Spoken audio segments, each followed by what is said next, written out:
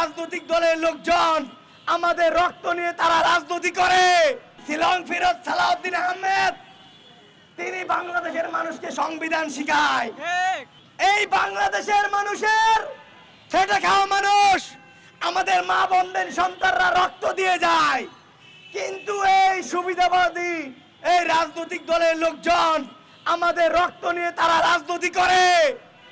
যারা 17 বছর বাসা থেকে বের হতে পারেন নাই, ধান খেতে পাট খেতে ঘুমাইতে হয়েছে, যাদের বিনিময়ে আজকে আপনারা সংসদে কথা বলতে পারেন, তাদের সেই গণভোট জুলাই সনদ নিয়ে যেই ধরনের হাঙ্কি পাঙ্কি করতেছেন, যেই ধরনের অপকর্ম চালাচ্ছেন, যেই ধরনের অপপ্রচার চালাচ্ছেন, তাদেরকে ছাইরে আমরা কথা বলবো না। প্রিয় ভাইরা আমার, আমরা দেখতে পাচ্ছি শিলং ফিরোজ সালাউদ্দিন আহমেদ তিনি বাংলাদেশের মানুষকে সংবিধান শিখায়। 12 ফেব্রুয়ারিতে একটি জাতীয় নির্বাচন হয়েছে। নির্বাচনে পরবর্তী সময়ে এই শিলং ফিরোজ সালাউদ্দিন আহমেদকে স্বরাষ্ট্রমন্ত্রীর দায়িত্ব দেওয়া হয়েছে। আমরা বলতে চাই, একজন স্বরাষ্ট্রমন্ত্রীর কাজ কি? একজন স্বরাষ্ট্রমন্ত্রীর কাজ এইটা হইতে পারে না অন্য অন্য এমপি মন্ত্রীদের কথা নিয়ে তিনি কথা বলেন। তাহলে অন্য অন্য এমপি মন্ত্রীরা কি সংসদে বসে বসে আঙ্গুল চুষে?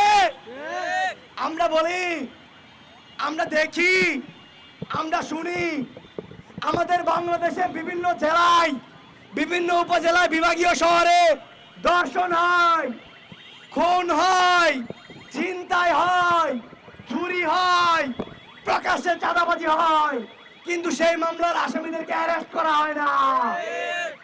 অথচ এই স্বরাষ্ট্রমন্ত্রীর উদ্যোগে, তার তত্ত্বাবধানে যেখানে যেখানে খুন হচ্ছে, যেখানে যেখানে ধর্ষণ হচ্ছে, যেখানে যেখানে চাঁদাবাজি হচ্ছে, যেখানে যেখানে অন্যায় অত্যাচার হচ্ছে, নিপীড়ন হচ্ছে, সেইখানে তার ভূমিকা রাখার কথা।